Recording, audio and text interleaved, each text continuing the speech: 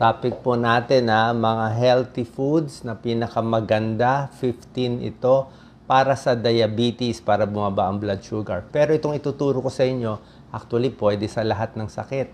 Sa high blood, sakit sa puso, sa prostate problem, iwas cancer, pareho din naman yung diet, pati pampapayat.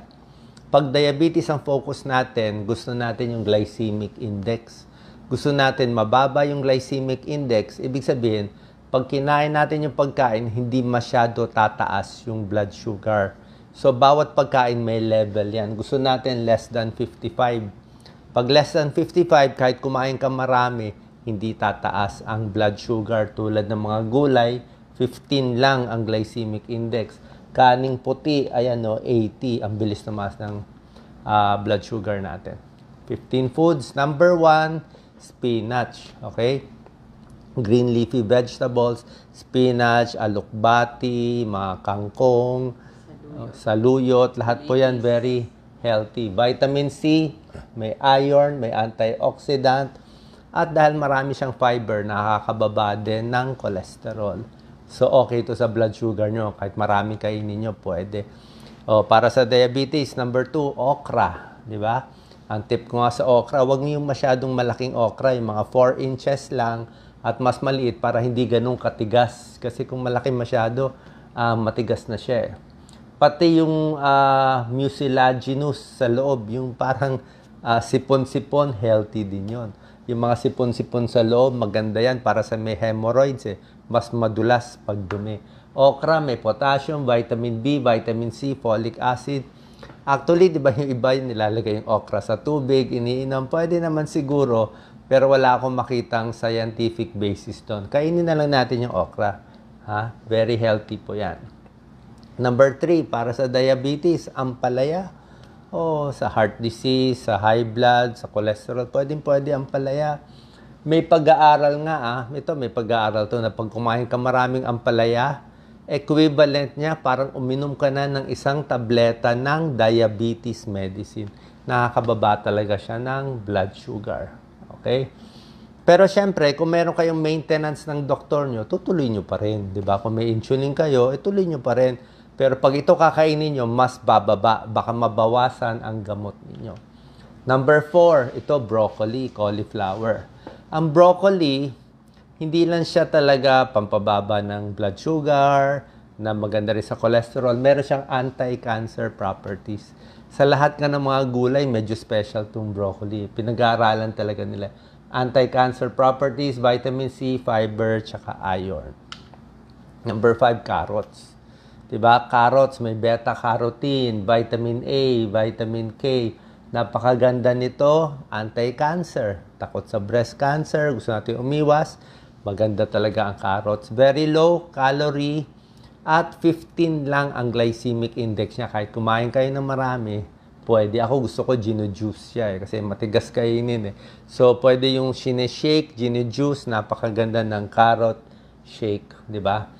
Pwede rin yan sa diabetes. Siguro mga half cup lang isang araw, pwede na po. Punta na tayo sa mga prutas, Hindi lahat ng prutas okay sa diabetes. Ulitin ko, Hindi lahat ng prutas okay. Konti lang ang okay. Yung iba nagpapataas ng blood sugar. Ito yung mga okay na prutas. Mansanas. An apple a day keeps the doctor away. Low calorie, high fiber, pati yung balat. Napakasustansya. Hugasan lang natin maigi. So, pwede po yan. Yan ang merienda natin, apple. Pwede sa diabetes, pwede sa nagpapapayat. Ang oranges, ang glycemic index nito, mga 44.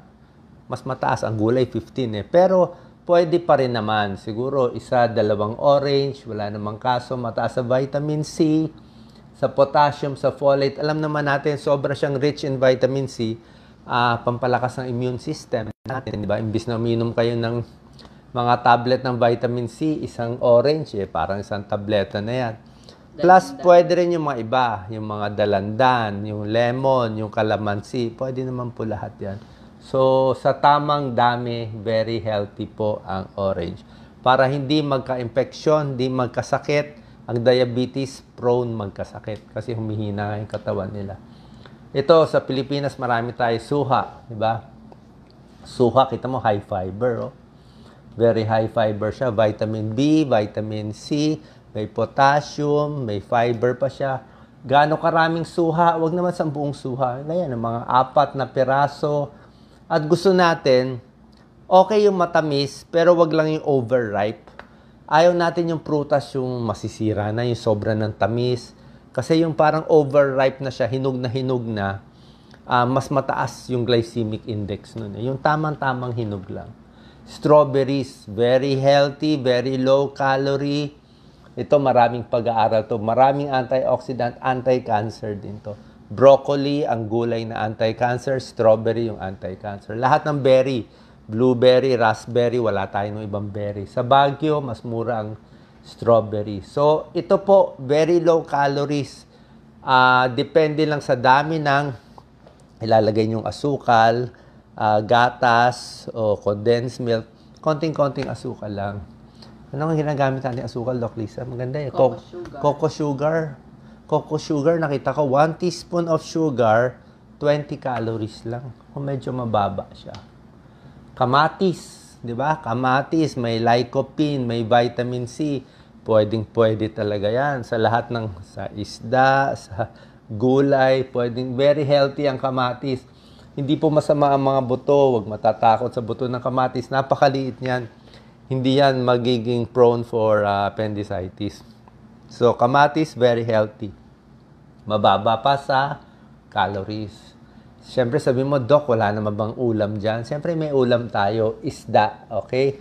Ang source of protein natin, gusto natin, isda, pati manok. Chicken and fish ang source ng protein natin. Yan talaga pinaka-healthy. Iwas tayo sa baboy, baka. Alam ko, mahilig kayo sa high protein. Di isda na lang, tsaka chicken. Ang problema kasi sa baboy, baka, siyempre, yung iba, cancer prone, mas maraming taba. Diba? Tsaka sa mga may prostate problem, yung mga lalaki, kaedad ko, 50 and above, pag nagka-prostatitis, prostate problem, takot sa prostate cancer, ayaw talaga ng beef, ayaw ng pork, ayaw ng hotdog, processed meat, ayaw talaga natin. Kasi kung marami nitong mga processed meats, hotdog, salami, luncheon meat, parang naiirita yung prostate at tumataas yung tsansa ng advanced prostate cancer. Yun ang nakatakot sa lalaki. So, may prostate cancer na mas matapang dahil masyadong steak at karne ang kinakain natin. Kaya isda na lang. May protein, may omega-3 fatty acids ang isda. 2 to 3 times in a week ang serving ng fish. Kahit ano, bangus, salmon, tilapia, favorite ko tilapia, walang problema doon. Sardinas, mas healthy yan than bacon. Kahit taba ng isda, walang problema. Taba ng bangus, salmon belly, tuna belly. Maganda sa arteries para makakaiwas sa sakit sa puso kung madalas kakain ng isda. Manok, pwede rin. Ang best part, chicken breast, di ba? Pwede pang sandwich yan, di ba? Chicken breast, mga chicken sandwich. Chicken breast kasi, low sodium, ayaw natin maalat, high protein, sugar-free pa, konti lang calories niya, 128 calories lang, 'di ba? Tapos taas pa ng protein, konti lang ang fat niya, So, napakaganda ng chicken breast, high protein, kailangan natin 'yan. Number 13, pagdating sa carbohydrates, siyempre pag kanin wala tayong choice, pero konti lang yung kanin siguro kasi high glycemic index yung kanin. Brown rice, kung kaya nyo brown rice. Pero pagdating sa tinapay, maganda talaga wheat bread. Okay? Anak ko, lagi akong binibili ng wheat bread. Kasi yung wheat bread, lalo na yung maraming mga, yung fiber, meron pang mga wheat bread na nilalagyan ng mga mani konti dito. Yung mga pumpkin seeds, squash seeds, very healthy. Okay? Ang wheat bread kasi talaga, yan talaga ang glycemic control, pang-diabetes, pampababa ng blood sugar, wheat bread talaga. Kasi high fiber siya, matagal siya ma-absorb ng katawan. Diba? Mabubusog ka Para siyang maraming walis-walis Diba? Napakaganda. Hindi pa ganun kataas ang calories. Tapos, healthy din yung mga mani Actually, peanuts and nuts are healthy. Hindi ko nilagay sa top 15 sa atin kasi sa Pilipinas, ang mani natin laging daming mantika, tapos ang daming asin, yung nabibili natin. So, mamamali kayo. Kung gusto nyo healthy na mani, dapat low salt lang, nilagang mani, o yung mga nabibiling may kasoy na hindi maalat, yun ang pwedeng mani. Yung mga isang tasa lang. Oo, hindi pwede yung nabibili natin na fried na mamantika. Hindi na healthy yun. Kahit yung mga nabibili natin sa mga supermarket, ang aalat masyado, may betchin pa eh. Maha-high salt tayo. More salt is more high blood and more manas. Diba? Kaya hindi ko malagay yung mani. Dapat yung maning low salt lang. Kaya ito na lang. Beans. Pwede ang beans. Okay, monggo. Diba? Lagyan mo ng gulay ng ampalaya, very healthy. Diba, Doc Lisa? So, beans, pwede po yan good source of dietary fiber, mabubusog ka, maintains your blood sugar in normal range. Huwag matakot sa arthritis kahit sa gout. Kahit may gout kayo, mataas ang uric acid, pwede ang beans. Nagsabi na yung Rheumatology Association, ang nakakataas sa gout, yung sa uric acid, yung mainly karne, laman loob, bopis, at alak. Pero yung uric acid na galing sa gulay, healthy po siya. Basta yung tamang dami, mas healthy pa rin to kaysa kumain tayo ng mga karne. Kasi itong mga gulay na pinapakita ko sa inyo, reduces cancer. Mga 10% less chance. Yung mga tao sa mga lugar na vegetarian, na ganitong kinakain. Tayo lang yung mahilig sa restaurant, yung talagang puro karne, puro mantika. Yun ang problema natin. Number 15, oatmeal. Ang oatmeal, 1 oatmeal a day, lalo na sa breakfast, nakakababa ng cholesterol ng 10%. Siguro mga 20 points na bababa niya. Lagyan nyo ng mga prutas-prutas. Strawberry, banana, apple, pwede po yan. Okay? Lagyan nyo lang skim milk. Sa gatas, maraming alternative eh. May low-fat milk, meron ng mga almond milk, may rice milk, di ba? So, meron ng mga alternative na sa mga may lactose intolerance. So, vegetables, lahat pwede. Sa prutas, hindi lahat okay. O, explain ko na. May prutas na okay, yung pinakita ko sa inyo, yung mababang glycemic index, ito, less than 55, tulad ng apple, pears, suha, orange, medyo mataas, pwede pa. Strawberry, nandito. Ang ayaw natin, yung matataas na, ayan matataas na, grapes, mangga, pakwan, 72, pinya, 66, melon, 65, raisin, 64, papaya, 60. Lampas 55, ibig sabihin, for the same serving, tataas yung blood sugar nyo. So, pwede pa rin naman kumain nito, wag lang yung sobrang tamis at wag lang marami. Ilang peraso lang. Pag saging gusto nyo, wag yung overripe, yung ganito nangingitim na. Dapat yung tamang-tama lang. Kung mangga, wag din masyadong matamis. Kahit green mango, pareho din. Ganun din, nakakataas din ng blood sugar. So, piliin yung low glycemic index. Pag sa saging, pwede naman, 55 siya, dito lang tayo.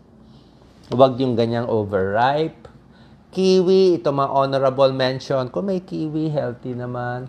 Peras, pears, pwede rin. Minsan din binibili ng kababayan natin.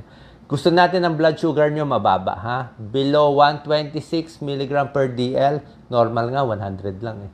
Ito nga pre-diabetes na eh. Dito, pag 100 to 126, papunta na sa diabetes. Mild diabetes na to. Pag 126 pataas, may diabetes na talaga. Or isang number, 7 millimoles per liter. So, regular exercise, kumain ng tama, magpapapayat. Siyempre, no smoking, no alcohol. Ito yung mga high glycemic index. So, kaning puti, only rice, at pandesal, white bread, french fries. Ito, lahat ng rice cake. Lagot tayo sa rice cake. High eh. Puto, kutsinta, bibingka, sapin-sapin. Lahat na ng ano natin. Paborito natin, puro carbohydrates, kaya puro diabetes eh. Mabot na ata ng 10% ang Pilipino may diabetes ngayon. Nung nag-umpisa akong doktor, 4% lang ang may diabetes. So, 4 million. Ngayon, 10%, papuntang 20%. So, abot ng 10 million to 15 million Pinoys na may diabetes na ngayon. Kasi puro tayo fast food.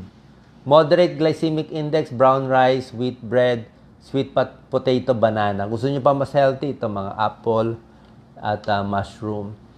Kita nyo naman mga okay, di ba? Gulay. Yung mga bawal alam nyo na naman lahat to. Mga paborito natin. Pancake, donut, soft drinks, iced tea, french fries, bacon, potato chips, chicheria, hamburger, full cream milk, tsaka lahat ng canned.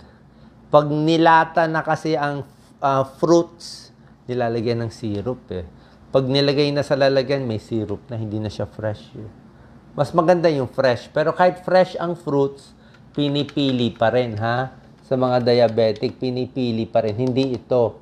Ito mas gusto natin. Yung mga mabababa. Yung apple, pears, orange, at strawberry. Tapos, sintomas ng diabetes. Paano mo malalaman? Namamayat, nauuhaw, madalas magka-UTI. Ano ba mga warning signs? Maraming komplikasyon ng diabetes pag hinayaan. Impotence, hindi na mahina na sa sex. Kidney failure, diabetes, number 1, papunta dialysis. Heart problem, heart attack, skin infection, diabetic eye retinopathy, nabubulag, fatty liver. Ano ang mga symptoms? Para alam nyo lang, ito, mga high blood sugar, nauuhaw, laging uhaw, dry mouth. Dry mouth. Ihi ng ihi, laging gutom, pero hindi tumataba. Kasi nga, kulang sila sa insulin, hindi pumapasok yung kinain nila, nilalabas, at pag nilabas, nilalanggam. Pag nilanggam ang ihi, sobrang nataas ang blood sugar nun. More than 200 bago lumabas sa ihi. So, alam ng langgam ang diabetes. Nag-uusap nga sila, may diabetes ba itong ihi na to? Prone sa vaginal infection at discharge ang babae. Pag may diabetes, humihina immune system. Tulad ng sinabi ko sa iyo, mas prone sila dito. Kaya mga pagkaing high in vitamin C, orange dalandan, kalamansi, pinapayo ko para makaiwas sa mga sakit. Pag malala, namamanhid, kamay, paa, nagkakaroon ng neuropathy, nagkakasugat-sugat sa balat, maraming mga eczema, meron pang yung nangingitim ang leeg, acanthosis nigricans, maitim ang leeg, maitim ang siko, maitim ang kilikili, pwede ito sa diabetes. Okay, pwede rin sa ibang sakit. Sa binti. Pwede overweight, pero pwede sa diabetes. Oral thrush, namumuti yung dila. Ibig sabihin, may fungal infection. Laging pagod, mahina sa sex, lumalabo ang mata. Yan ang mga symptoms natin ng diabetes. So, sana po nakatulong tong video natin para sa inyo. Maraming salamat po.